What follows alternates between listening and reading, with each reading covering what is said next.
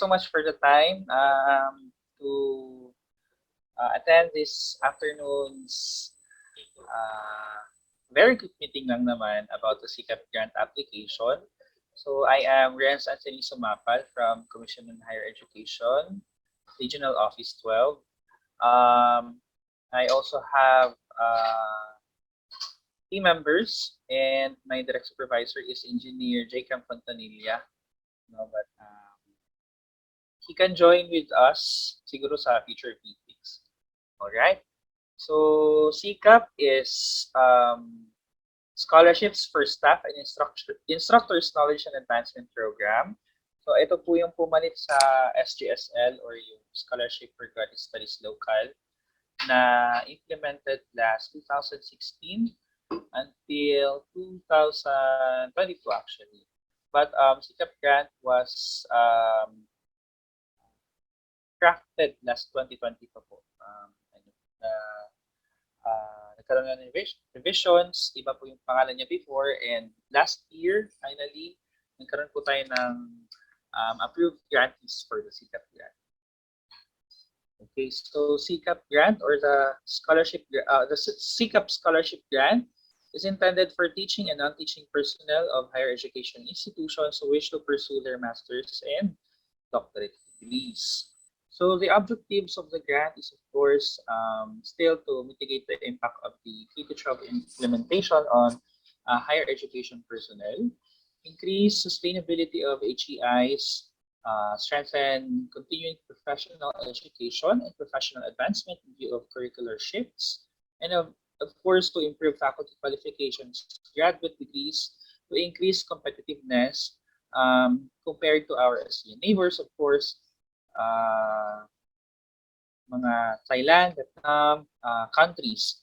So CCAP is implemented, or CCAP grant was implemented to primarily increase the number of faculty in higher education institutions who holds master's and PhD degrees. So CCAP grant provides opportunities to HEIs teaching and non-teaching personnel who are employed or separated from service or discharged within 12 months from date of application, including those under the Basic or Technical Education Divisions Department. So, ang pwede po mag-avail ng CCAP grant are those teaching or faculty and even the non-teaching personnel, as well as yung nasa laboratory high school ni MSU GenSan. So applicants must be enrolled to graduate degree programs offered by the following. So saan po sila or saan po kayo pwedeng mag-aral? You may apply or you may enroll to a DHEI na autonomous or deregulated if private.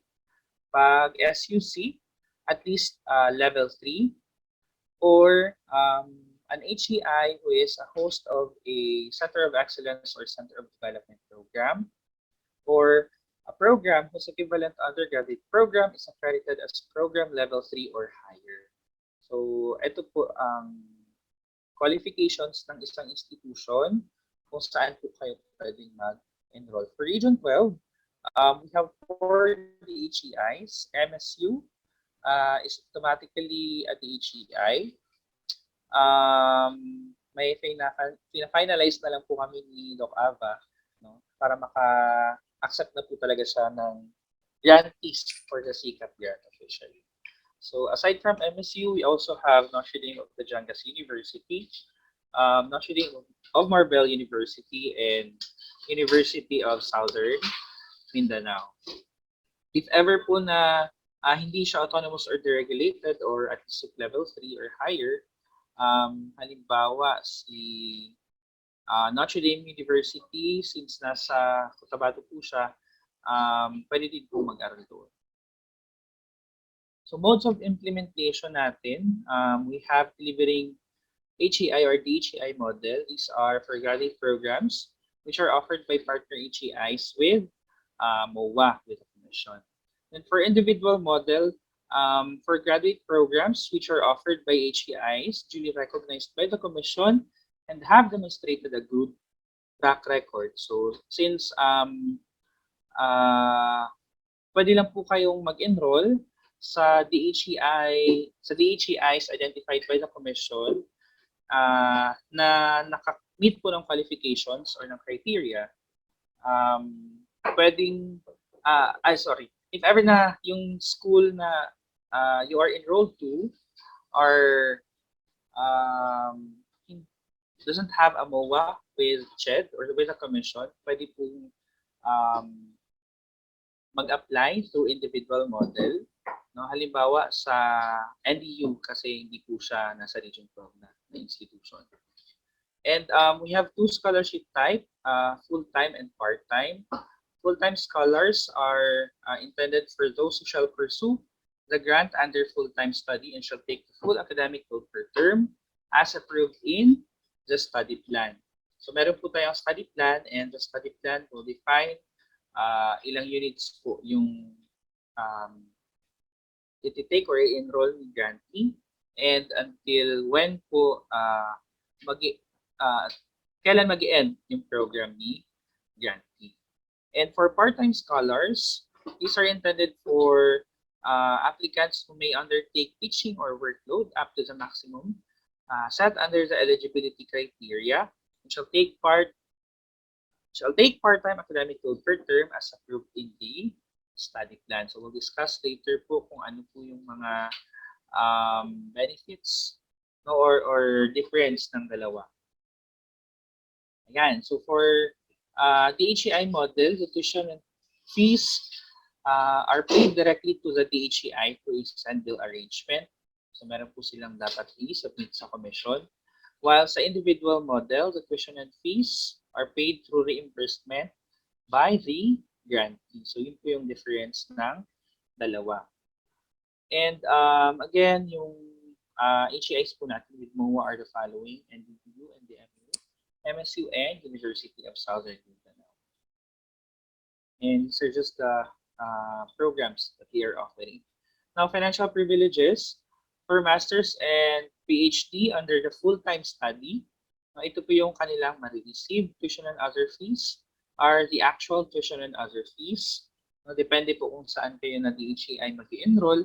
Ang lahat po ng i-bill or i-charge ni DHEI for the program will be billed to the commission and babayaran po ng commission.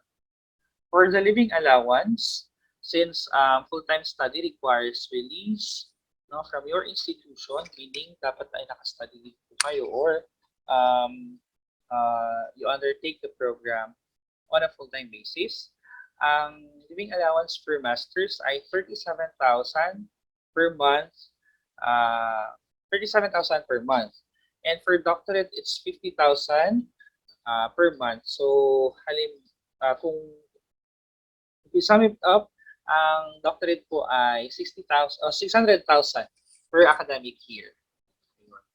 Then aside from the living allowance, both masters and PhD grantees will receive book and other resources allowance na 24,000 per academic year and transportation and communication assistance na 24,000 per academic year, a total of 44,000. So, since lahat po ng programs ay required to have thesis or dissertation, no, ang marireceive po nila for that will be 60,000 per masters and 120,000 for PhD. If you are familiar with SGSL, halos dumoble po yung living allowance from the previous grant. Dumoble sa book and resources allowance, pati ang sa transportation and communication assistance. Because before, LA po ng SGSL grantees ay 20,000 per masters and 28,000 per PhD. No? Before, ang book and transpo ay 12,000 per academic year lang. And sa atin namang thesis and dissertation, may increase po tayo na 10,000 per masters. No? Before, it's 50,000. Ngayon ay 60,000. For PhD, before it's 100,000, now it's 120,000. Okay, so yun po ang ma-receive ni full-time grantees. But for part-time grantees, the following are the details, no, of the package. So for part-time study package A, these are intended for full-time faculty of HEI personnel who are plantilla, tenured or regular, items, or temporary or probationary appointments. So in other words, sila po yung mga organic personnel, kumbaga yung nakatenure na po with the institution. So almost the same with the full-time grantee.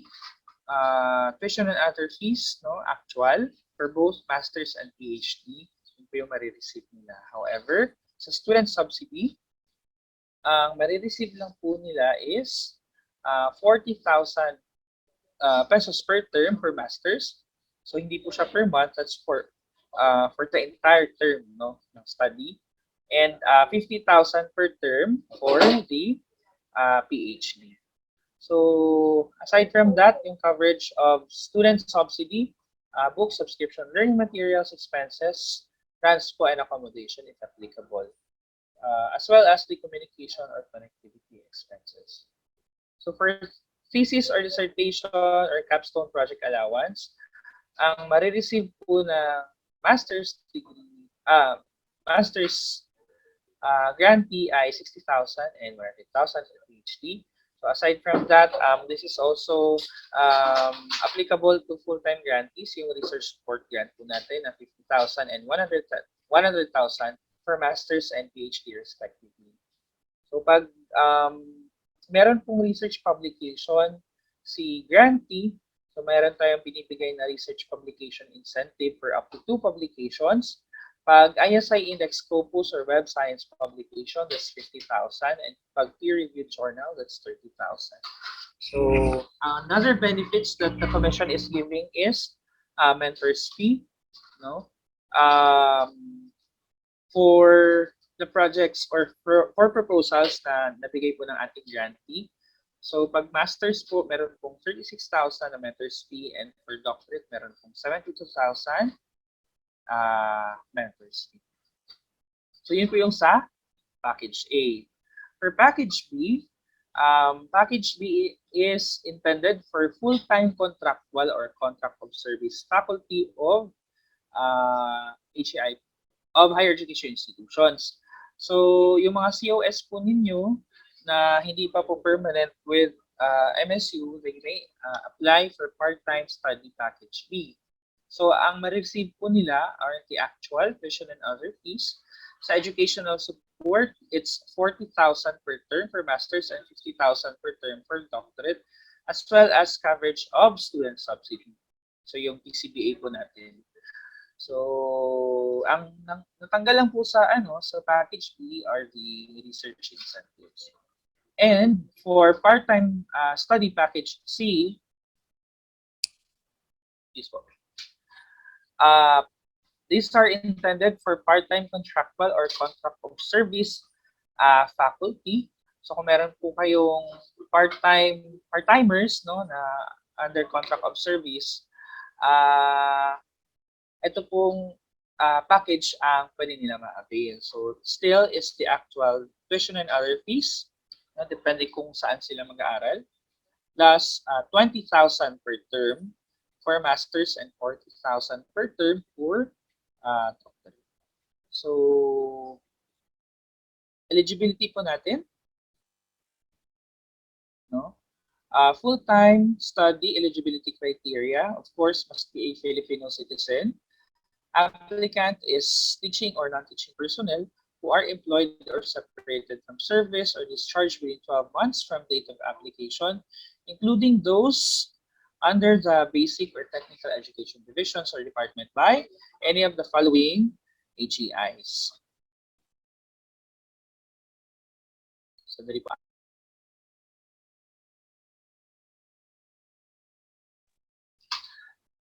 okay. So, an HEI duly recognized by CHED.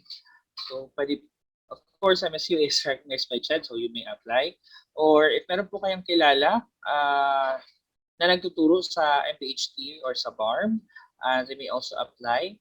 Local universities and colleges or LUCs with institutional recognition issued by CHED may also apply. of course, must be physically fit and mentally prepared to undertake and complete graduate work as supported by the medical certificate. And of course, sa age requirement po natin, age is not more than 50 years old within 6 months from the date of application. So, yun po. For both Masters and PhD, because we are also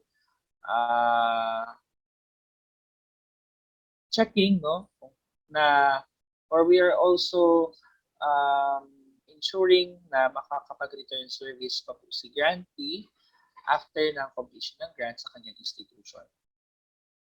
So, ineligibility, sino po yung hindi pwedeng mag-apply for the CKAP grant?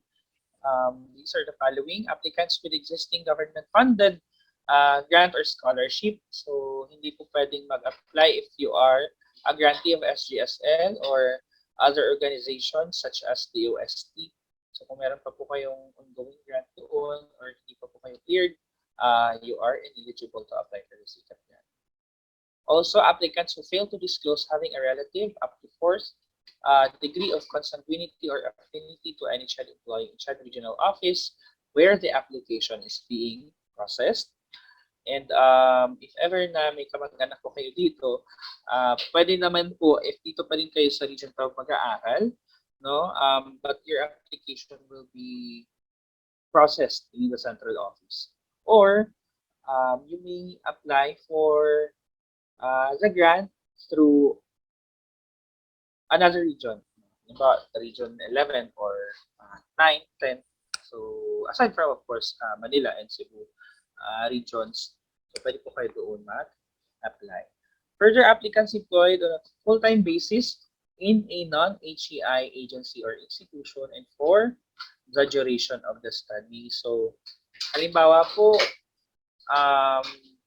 nakita niyo yung part-time package C, diba? So, those are for COS na hindi pa plantilla, no? Or COS na part-timers. But if they are employed halimbawa sa DepEd or into another NGA or a private company na hindi HEI, they are not eligible to apply for the CKAP grant. So applicants previously employed, in an HEI beyond 12 months at the time of application and or whose separation from the service or discharge was due to the fault of the faculty of or the HEI personnel, they may not apply for the CKAP grant. So that makes them ineligible to apply.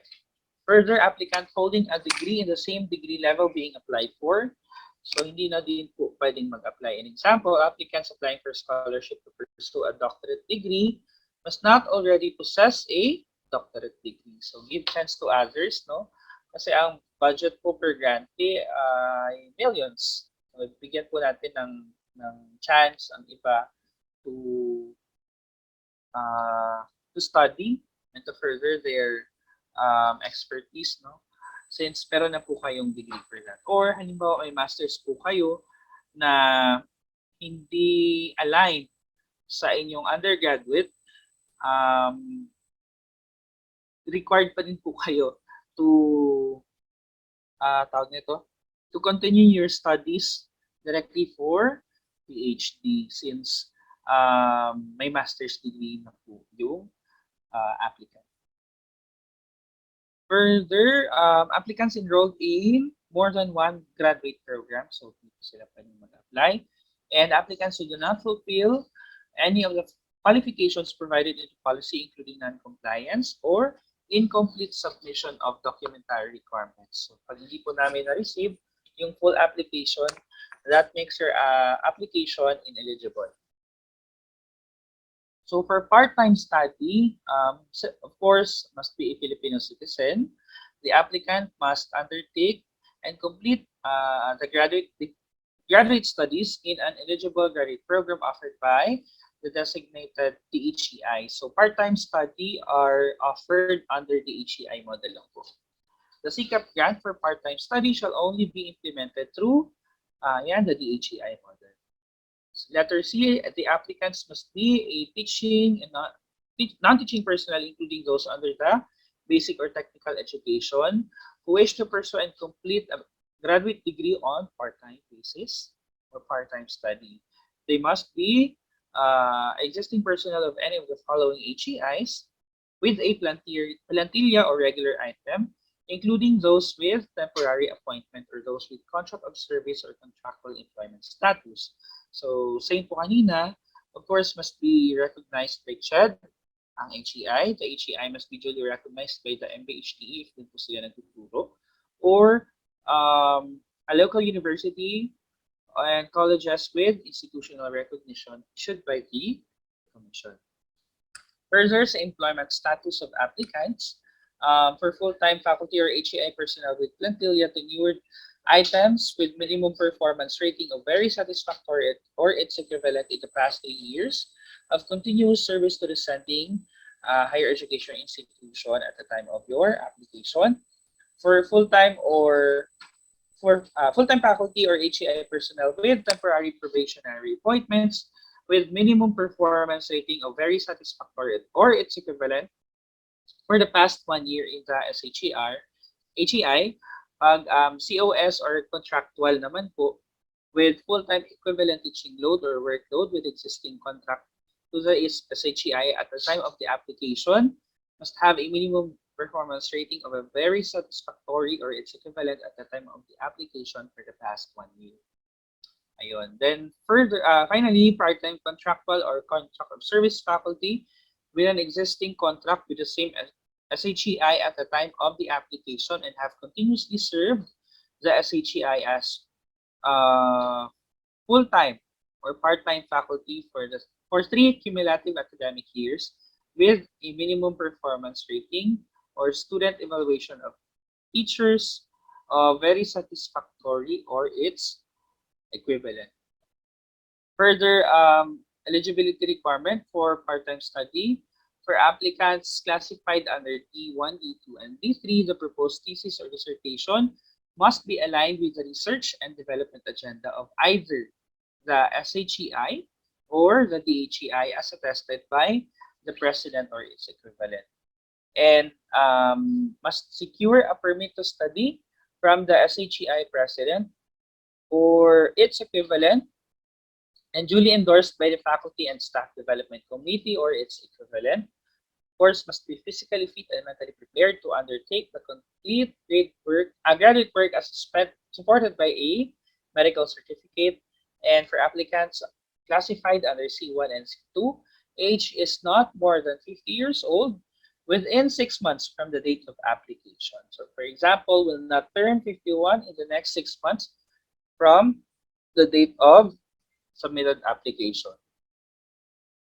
Excuse me. So, dapat po ay since June 8 po yung next nating deadline, hindi pa po kayo aabutin na 51 no, sa June 8. Okay, so, how to apply? Ito na po yung application process. You may apply through ched.gov.ph/sikap. So, ito po yung itsura ng site. Step 1, check eligibility requirement, generate application number for step 2. Step 3, accomplish documentary. Step 4, submit the complete scholarship package to the DHEI, or sorry, that's CHEDRO of instruction kung saan po kayo mag-aaral. Yan. So, go to ched.gov.ph/sikap and check the eligibility requirements. So, po, pag full-time study, makikita na niyo po dun sa site yung eligibility requirements. So, pag part-time study, andito dito sa kabila. No? So, have your application numbers generated by clicking the text here. Ayan. So, pag na-check nyo na yung eligibility requirements, sa baba po ng site, you can generate your application number by clicking this word here. And then you may download and accomplish the documentary requirements pag full-time and pag part-time study. So itong here po, dadalhin po kayo nito sa isang form where you will generate your application number for the SIKAP grant. So dapat po ay sa pag-generate din ninyo ng application number, you are certain that you are applying for full-time or part-time study kasi pag mali po yung na-enter ninyong study mode, uulit po tayo or magre-request pa po tayo ng correction for your grant type. Yun. Then submit the complete scholarship package for the HEI model submitted to your DHEI institution. For individual models, submit to CHED-RO. But ngayon po sa CHED-RO na po ito lahat i-submit. Sorry. So after maka-generate na application number, kunin po natin yung templates and accomplish each document under the full-time and part-time study. And after accomplishing all the documentary requirements, submit the original copies to CHED-RO for evaluation and vetting. Okay, so we'll just go over these documents, para po makita ninyo yung samples. For full-time study, ang kailangan nyo pong i-submit ay the following.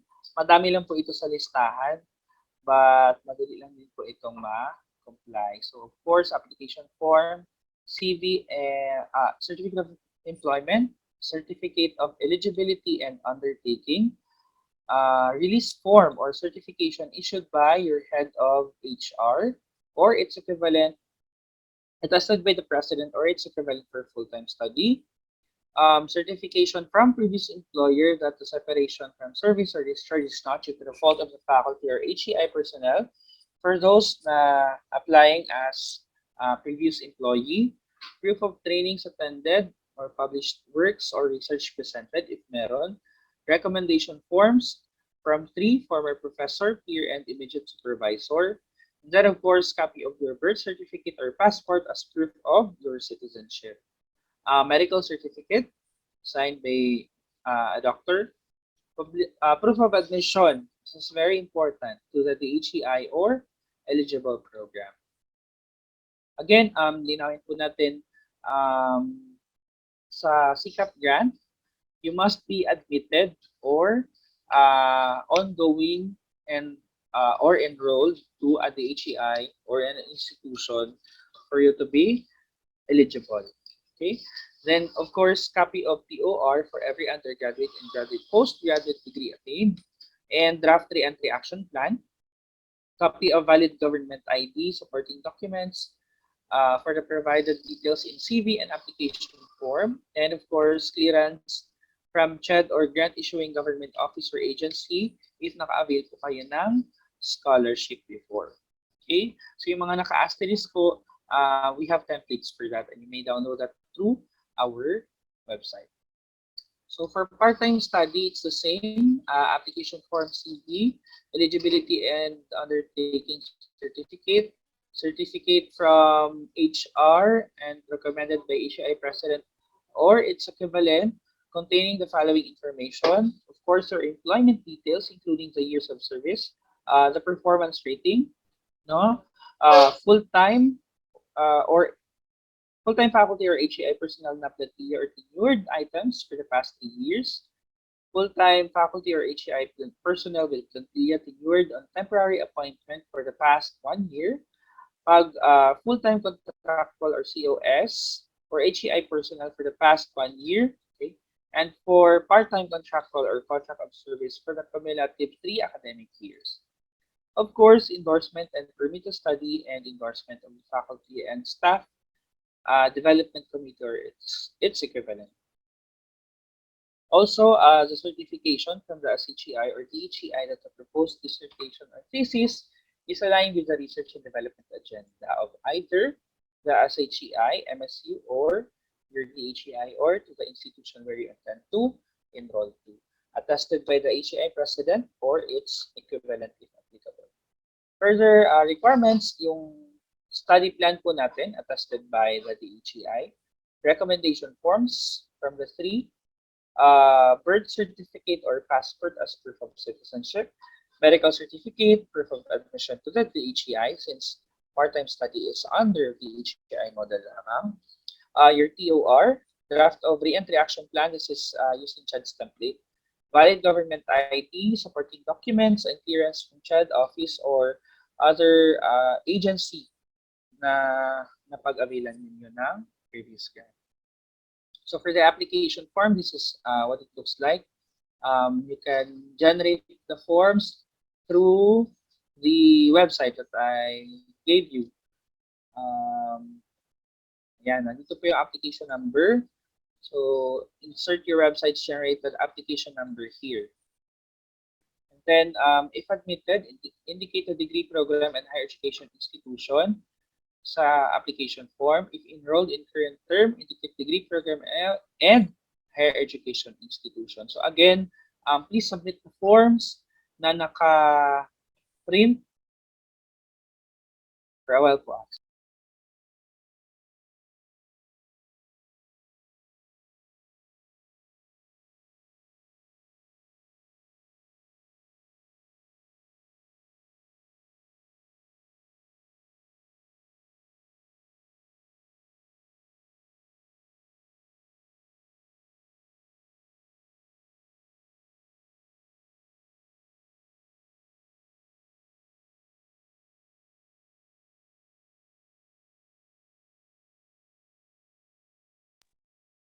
Okay, sorry. Where was I?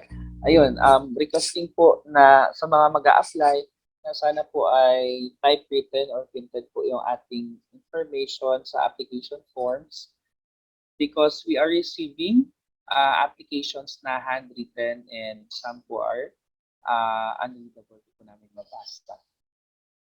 Further, sa application form, dapat andun po naka-affix yung signature, above printed name, and the date you sign the document. Ayan. For the CV, andito din po yung application number, then your photo, and then your name above, your signature above printed name. So, naka-form na din po siya lahat. Personal information, family background, educational background, and dyan po sa CV. Then, of course, yung statement of eligibility, you should choose one talaga dito. No? Kasi marami po kami na-receive na hindi po na-tick kung employed po sila or unemployed. And single employment pa or multiple employment, nade-delay po tayo dito minsan because binabalik po namin yung form. And then, of course, it should be signed over printed name and kailangan po ito ipa-notarize. Medical certificate, ayan. Date of checkup is indicate. And examination by a licensed physician, andito, accomplish the box. And ang recommendation po ng physician, if you are mentally fit to undergo stress or study and pursue the scholarship, or hindi po kayo physically and mentally fit. So, dito po yun siya. And then sa medical certificate, you should insert your name dito sa baba na portion. Of course, signature po ng physician. Certificate of employment signed by the HR and attested by the president or its equivalent. Andito lang po yung details of your employment. And certificate of separation of service for applicants na hindi na po connected sa institution. Release form and permit to study. No? So application, this is for full-time study. You should accomplish this form. Andito po yung details, no? Full-time or part-time, permanent, probationary, contractual, teaching or non-teaching personnel, and kailangan na hire and anong department, no? And the type of study, full-time or part-time, for the period of 11 years. Then signed by the HR, attested by the head of institution. The entry action plan. So form din po siya when are you expected to render to re-enter into your GI, and ito po yung time frame. So you should accomplish this one. And signed by the applicant. Recommendation form, no, dito dapat yung name niyo, yung details. Excuse me, and kung sino po yung nagre-recommend ng inyong application. Of course, signature overprinted name of yung nag-recommend po sa inyo. Okay. I think that's all. For more details, you may check po CMO 16 series of 2021. And we also have the handbook for the CCAP for full-time study, as well as CMO number 28 series of 2021. For part-time po itong 28. For full-time study, CMO 16 series of 2021. And you may access po these CMOs or these documents through ched.gov.ph/CCAP. No, yung link po na pinakita ko kanina kung saan po kayo mag-a-apply. And you may also contact us through the following, no? 0832281120. And we also have our Facebook pages, yung CHED-12 K-12 Transition Program, na-change na po ito actually, and yung sa CHED Regional Office 12. So, for your applications, you may send them po dito na email, sikapgrant@r12@ched.gov.ph. Yun. So, meron po bang questions? Or Sir, good afternoon po. Yes, Sir Fred. Good afternoon. Yes po. Can I ask, sir, if like regardless of term, I mean, for example, in my case kasi, I only have parang one last term yung sa aking coursework. Can I still apply po ba for the CCAP scholarship? So, patapos na po kayo sa academics? Parang ganon? Yes, after this semester, meron pa po akong isa. Okay. Yes, Before sir. Yeah. Yes po. You may still apply for the CCAP grant even those na nasa thesis or dissertation writing na. It would be up to the regional vetting panel to grant or disapprove your application. Hello, good afternoon, Sir Renz. I would like to apologize kung medyo nakonte sila kasi actually maraming staff. We have already scheduled this ahead of time, but sadly, sad to note na bigla lang may na-insert na activity. So actually may mga staff dito, nagkahagilap kami ng mga connection kasi very choppy talaga and limited talaga yung bandwidth namin dito when it comes to London Beach. Pero anyhow, may nag-question dito sa akin na kasama ko. Ang first question niya would be, how about daw po, sir, kung thesis lang, no? So thesis ang hindi pwede maka-avail ng CHED-SIKAP grant? Yes. Yung thesis, nasa thesis or dissertation writing stage na po, they are still encouraged or applications are being accepted po, and it will be up to the regional vetting panel to approve or disapprove their application. Okay, yeah. Ay, salamat. Thank you talaga, Sir Renz. Question pa po ba? Yes, Sir Fred.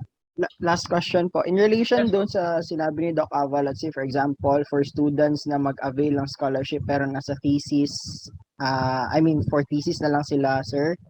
Ano yung parang conditions, terms and conditions sa return service niyan? Or meron po ba, if ever? Return service po natin, it's still minimum 1 year is equivalent to 1 year of return service. I see. So let's say for example, natapos yung thesis ng 6 months. For example lang po. Minimum pa din natin is 1 year po. So. I see. Okay po. Thank you. So any other concerns before we will end the session? Excuse me, good afternoon once again. Yes. I have inquiry to Sir Renz. Yes. Sir Renz, my question is, during the application for graduation, can it be covered on the benefits that can be granted by the CHED? Yes, sir. Alam ni Doc Ava yun, sir, no? Because MSU is applying for as the HEI under SIKAP grant. So sa work and financial plan po that the DHEI is submitting to the Commission, lahat po ng pwede niyang i-charge to the Commission can be included po sa work and financial plan. So that includes graduation fee, panel defense fee, pag nakahati po yun sa dalawa, proposal and final proposal, pwede niyo din pong charge. So, yun po. Yun din po ang kailangan namin, no? Ngayon from MSU. So, graduation fee. Hindi lang po siya limited sa graduation fee. Aside from the other fees na pwedeng i-charge ni DHEI, pabayaran po siya. No? And remind na lang din po ako that SIKAP grant will is a rolling basis, no? Meaning meron po kaming deadline every month. And we just had a deadline last week, May 13, 2022. And we will be releasing our next batch of approved grantees today. Meron po tayo for part-time and full-time. No? And next po na schedule ng deadline is June 8, 2022. So that's 3 weeks from now. Kasi tawag nito, reason po behind that is to attract, of course, more faculty to avail of the grant. And iba-iba na din po kasi yung calendar, no, ng universities. Meron po tayong August starters, merong June starters, and semestral and trimestral na. So yun po. And our deadlines, I will just share now the memoranda to Doc Ava. Until October po, you may apply until October this year. So i-check nyo lang po yung deadlines per month. But sana po hindi nyo naman po paabutin ng October kasi matagal na po. And sayang po yung opportunities, no? Na makareceive na po kayo ng allowance next month. Wow, wow.